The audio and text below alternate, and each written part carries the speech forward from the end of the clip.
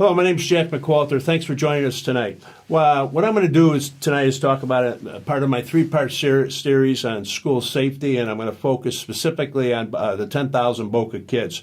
You all know about Parkland. You all know about Texas, so I'm not going to talk about them. But we got a serious crisis in this city, and I want to talk about some things that are very, very important, so please stay with me. I'm going to title this, Never Waste a Crisis. You all heard that expression. It's been used many times, and that's exactly what's happening right now in this county with the Board of Education and our Sheriff's Department. Another way of explaining it is we got Boca Board of Education politics versus our kids' safety. I've talked about this in other videos, but this is a clear example of how they're politicizing what's going on in the county, especially Boca Raton. I view it as something called they're still talking about what's going on. I call it the Texas two-step. You take one step forward, you take two steps back. Here's some examples. These meetings all over the county, they're talking about students, parents are ripping school security because nothing is being done. We're months over Parkland and still nothing has really happened. And then we see articles like this, a cop in every school could cost teachers. Now we're seeing articles in the newspaper where we're saying, well, if they pay for more cops, then the teachers are not going to get any money. I mean, we're seeing all sorts. I view it as pretty much like propaganda, you know. And so the clear solution that I brought up in the past is private security now. I talked about this in my last video about what private schools are doing with security versus what public schools. In fact, private schools since Parkland are even stepping up their security in many cases. Now we have the Board of Education coming back and telling us that they claim that there's no money. Well, I found that to be concerns me. The Board of Education has $2.9 billion budget. The Palm Beach County has a $4.5 billion budget. The Sheriff's Office has a $1.1 billion budget. The Board of Education has 22,000 full-time employees. They have 5,000 part-time or contractors, if you will, and all we're asking for is 75 for them to go out and hire 75 more private security guards. And they refuse to do it. And I don't know what the issue is. Maybe it's unions or maybe it's fear of what bringing private security in. I don't know what it is. But I'm really annoyed at it, and I think you should be also. I view what's happening now as another con. You all remember the Florida lottery 20 years ago. That was supposed to fund our kids' education for the whole state. I'd like to know where all that money went. I'd like to see an audit just in Boca Raton, exactly how much is coming from the lottery. And we all know that was a con. Then we had the 1 cent sales tax. That's where we increased the sales tax from 6 to 7%, and that 1%, or half of that 1% of the $2.7 billion is going to come to the county at $1.3 billion, and then they're going to share it with the Board of Education. And you got to know that it comes out to about $140 million a year for the county. And already 2 years, we get $280 million. But here's the part that really shocked me, is that they're focusing on this crisis.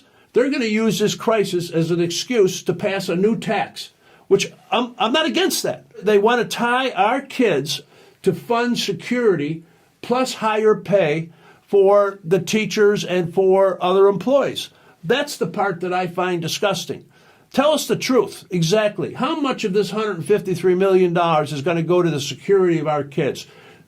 I challenge that much of that will. Most of that money is going to go to higher pay. My sister's a teacher. I want to double her salary. I don't care. That's not the point. The point is that they can't be misleading the citizens, saying they're going to protect our kids when they have no intention of doing it. Let me give an example to all the Boca residents. The way they're going to do it is they're going to quadruple the school tax. This will be the highest school tax in the state. They're going to go from 25 cents to $1 per thousand.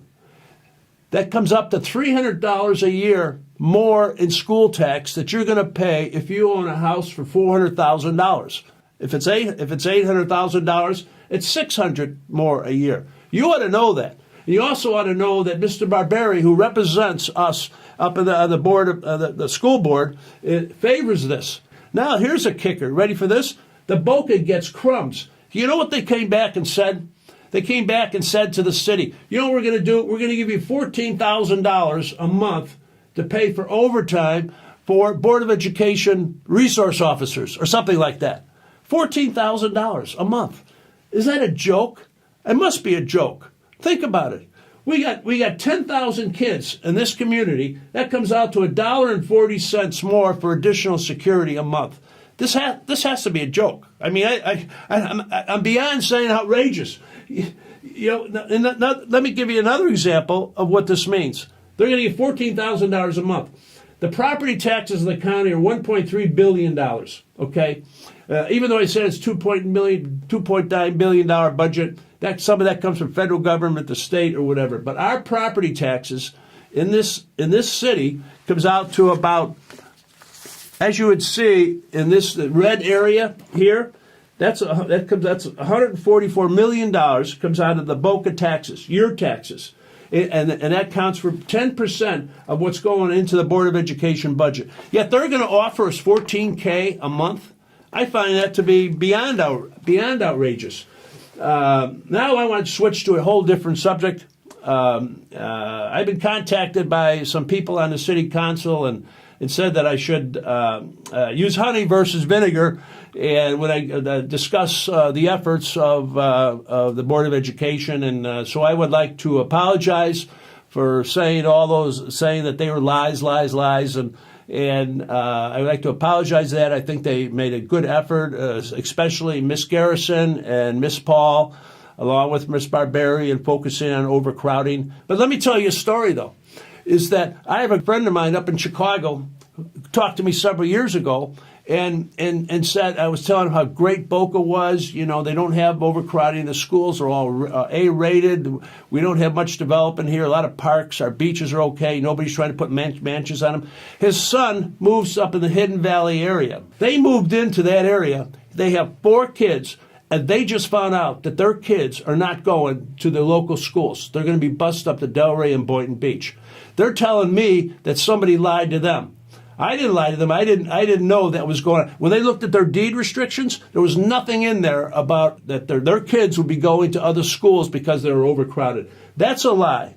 Somebody told a lie to them. That's what they view. We really haven't recognized the fact that I think the Verde is going to be a new school here in Boca Raton. I think it's going to be the first time in 100 years. Somebody in the city councilman badgered me to talk about that, so I am. You know, we're getting a new school, okay? It's about time. We probably need another 3 or 4. Here's the deal. August 28th, we have an election. You all know about Haney, you know, being one of the few mayors in the whole state that's being charged with 4 felonies. I'm not going to talk about that.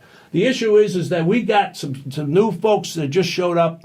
And one of them is a gal named Kathy Cottrell. I met with her last night at the planning session or whatever. She's fed up with what's going on in this city. She wants to make a change. She's you ought to check her out. I'm going to be talking more about her in the future. And she's lived there her whole life, and I think you ought to really check her out. You all know about Al Sicaro. He ran last year. He surfaced all the reasons for why we have a mayor that's been charged with felonies and ethics violations and money and all that stuff. I'm not going to talk about any of that. You got to wake up. We got an election coming up. You got to get involved with what's going on, and you got to understand this city has a serious problem. One more thing here. This appeared in this sort of captures it all on Tuesday, May 22nd in USA Today. Really captures what's going on in this city. It says here, this is a politician, you know, big fat guy, and then it says school shootings and thoughts. And I'll read to you. Let's see. What's the absolute least I can do? And over here, prayers. God, let this blow over soon. That's exactly what's going on in this city. We got a problem. Let's go fix it together. Thank you.